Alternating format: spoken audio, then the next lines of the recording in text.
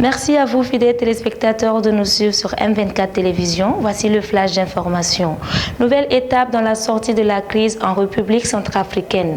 Le nouveau Parlement centrafricain fait sa rentrée ce mardi 3 mai.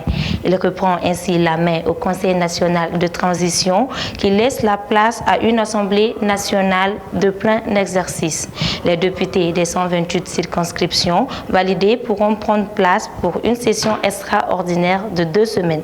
Ils seront rejoints par les 12 élus qui seront vainqueurs des élections partielles prévues dans 10 jours.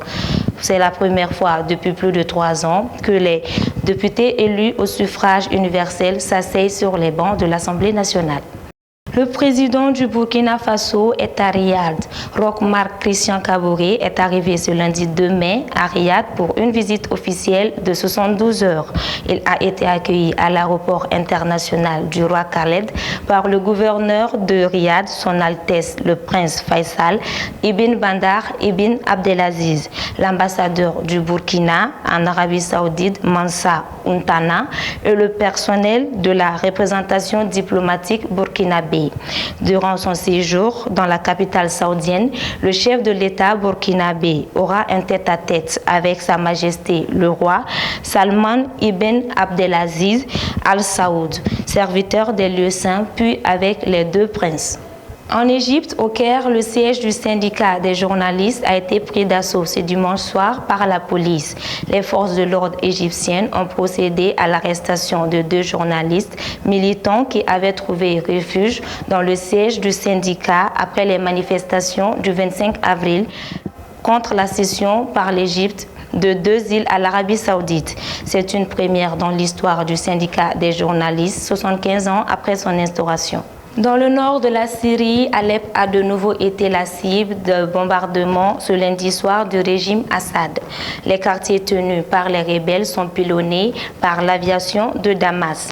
Plus de 250 civils ont péri dans ces violences alors qu'une trêve était observée depuis le 27 février dans le pays. Face à cette situation humanitaire et militaire urgente, le secrétaire d'État américain est arrivé à Genève pour tenter de relancer le cessez-le-feu. John Kerry a rencontré son homologue saoudien Abdel Al-Jubeir, puis en fin de matinée Staffan de Mistura, l'envoyé spécial de l'ONU en Syrie.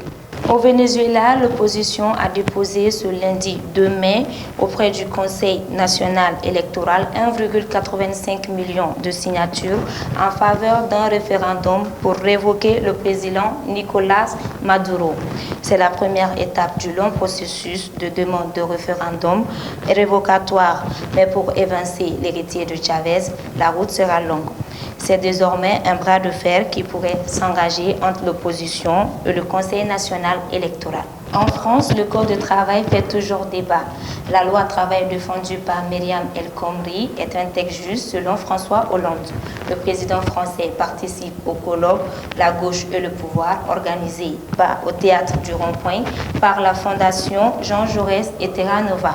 Le président français a également dit non à ce stade des négociations au traité transatlantique négocié par l'Union européenne avec les États-Unis.